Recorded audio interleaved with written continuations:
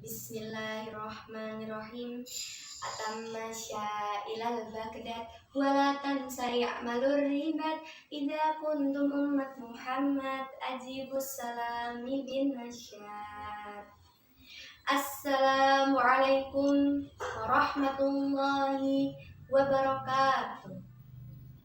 Innal hamdalillah nahmaduhu wa nasta'inuhu wa nastaghfiruh wa na'udzu billahi min syururi anfusina wa min sayyiati a'malina. May yahdihillahu fala mudhillalah wa may yudlilhu fala hadiyalah.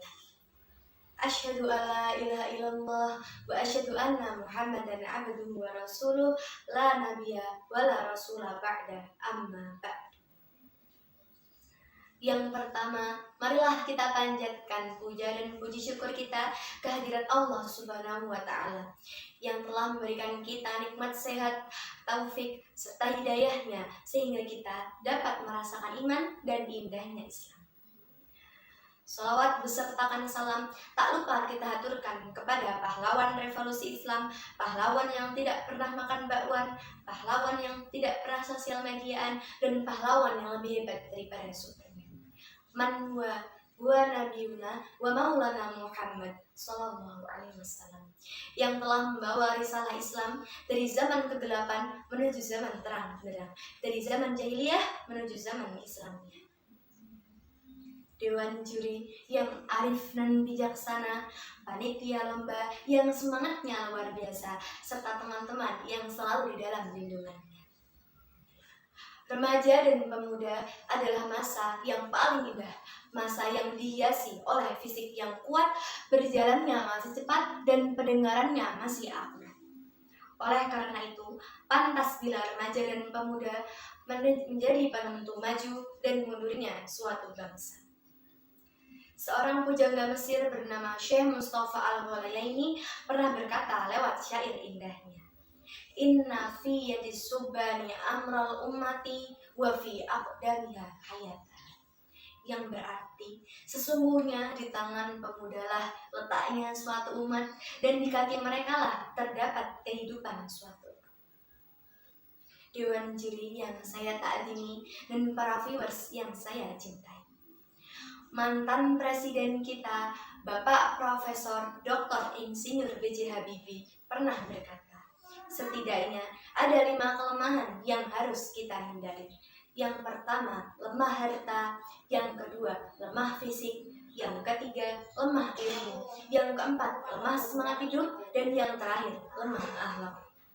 Jikalau 5 kelemahan ini melekat pada diri remaja, saya yakin bukan mereka yang menjadi pelopor pembangunan, tapi merekalah yang akan menjadi virus pembangunan, penghambat pembangunan, dan bahkan penghancur pembangunan. Hal ini tentu akan merugikan diri mereka serta merugikan orang lain. Jika ini terus-terusan terjadi, kepada siapa kita akan titipkan negara ini? Kepada siapa kita akan titipkan bangsa ini? Dan kepada siapa kita akan titipkan agama ini? Padahal Allah Subhanahu wa Ta'ala telah berfirman, A'udzu billahi minasyaitonir rajim. Wa anfiqu fi sabilillahi wa la tulqu bi aydikum ila tahlukah wa ahsinu innallaha yuhibbul muhsinin. Shadaqallahul azim. Yang artinya, dan infakkanlah harta bendamu ke jalan Allah, dan janganlah kamu menjerumuskan dirimu sendiri ke dalam kebinasaan, dan berbuat baiklah. Sesungguhnya Allah menyukai orang-orang yang berbuat baik. Dewan juri yang arif dan bijaksana, serta viewers yang saya cintai, Islam menginginkan ketika terjadi penindasan terhadap masyarakat, para pemuda dan remaja tampil melakukan perlawanan. Islam menginginkan ketika terjadi pelecehan terhadap kitab suci Al-Quran, para remaja dan pemuda tampil melakukan pemberantasan. Dan Islam menginginkan ketika terjadi kebencian terhadap Nabi Muhammad SAW, para remaja dan pemuda tampil melakukan pembelaan. Oleh karena itu, marilah kita sing-singkan lengan, kita kencangkan ikat pinggang, kita langkahkan kaki untuk bekerja serta beramal bagi negara, bangsa, dan agama yang kita cintai.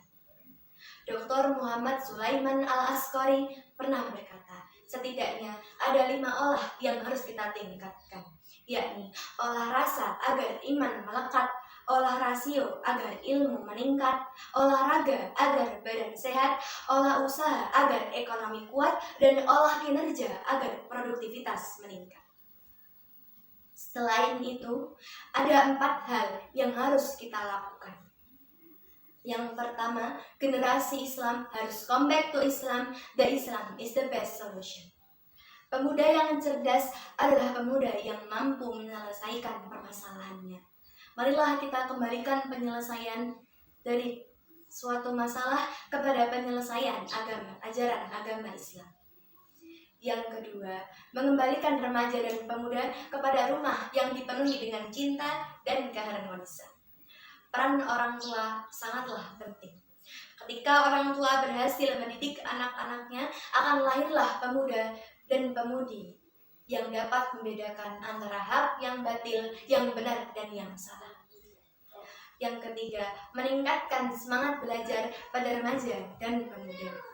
Untuk menjadi seorang presiden membutuhkan ilmu, untuk menjadi seorang insinyur membutuhkan ilmu, untuk menjadi seorang doktor membutuhkan ilmu, dan bahkan untuk menjadi seorang tukang batagor membutuhkan ilmu.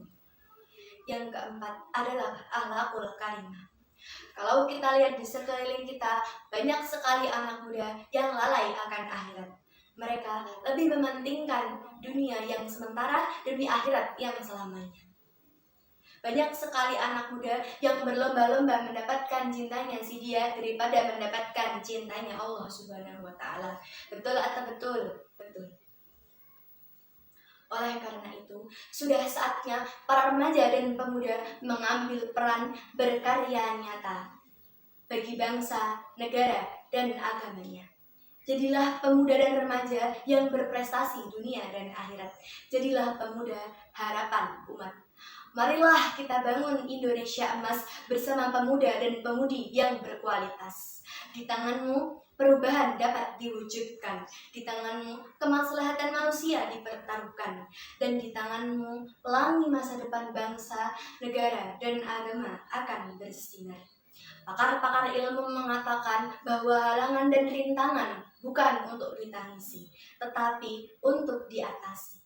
Laut takkan indah tanpa gelombang, malam takkan cerah tanpa bintang, dan bintang pun tak akan bersinar tanpa kegelapan malam, serta perjuangan takkan pernah berarti tanpa adanya sebuah pengorbanan. Sekiranya cukup sekian yang dapat saya sampaikan. Bila ada kebenaran itu datang dari Allah, dan jika ada kesalahan itu datang dari diri saya sendiri. Ikan bawal, ikan nila, ikan koi, ikan lele, itulah macam-macam ikan. Wabillahi fi sabilil haq, fastabiqul khairat, wabillahi taufiq wal hidayah, waridha wal inayah.